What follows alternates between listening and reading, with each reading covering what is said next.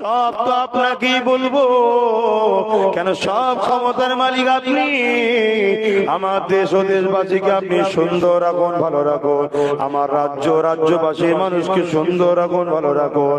আল্লাহ খাস করে আরো দোয়া চাই, আল্লাহ আমার ছোট ভাই নওশাদ, আল্লাহ সে রাষ্ট্র সেবা আর দেশবাসীর সেবার জন্য নেমেছে।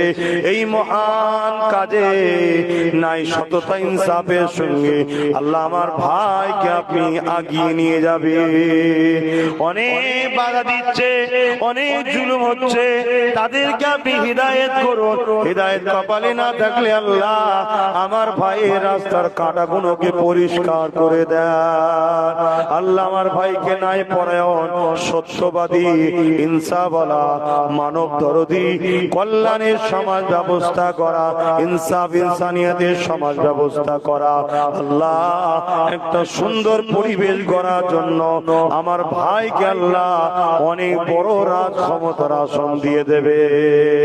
আল্লাহ আপনি বাংলার দায়িত্ব আমার ভাইকে আপনি দিয়ে দেবেন। আল্লাহ আল্লাহ আপনি তো লাহু মুলকুস সামাওয়াতি ওয়াল আরদ, জমিন আসমানের বাদশাহী তো আপনার হাতে, আপনার কাছে ভিক্ষা চাইলাম। আল্লাহ আল্লাহ আপনি দয়াময় দয়া করে আমাদেরকে হেফাজত করুন। আল্লাহ আজকে নাগরিকত্বর নামে অলিখিত ভাবে এনআরসি চালু হয়ে গেছে।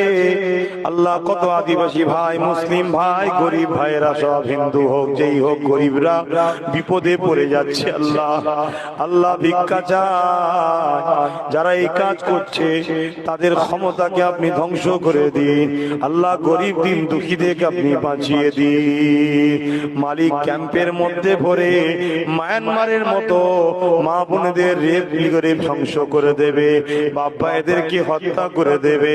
ও আমার মালিক আল্লাহ, আমার বাংলা ও আমার দেশের নাগরিকদেরকে হেফাজত করুন।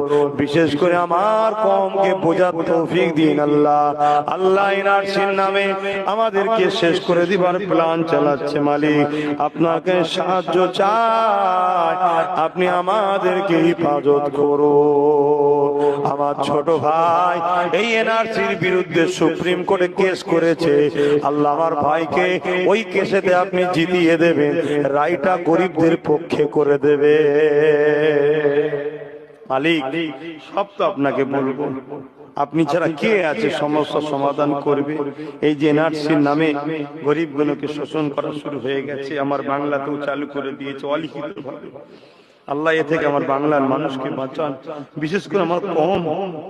আল্লাহ এরা আরো বিপদে পড়ে যাবে। মুসলমান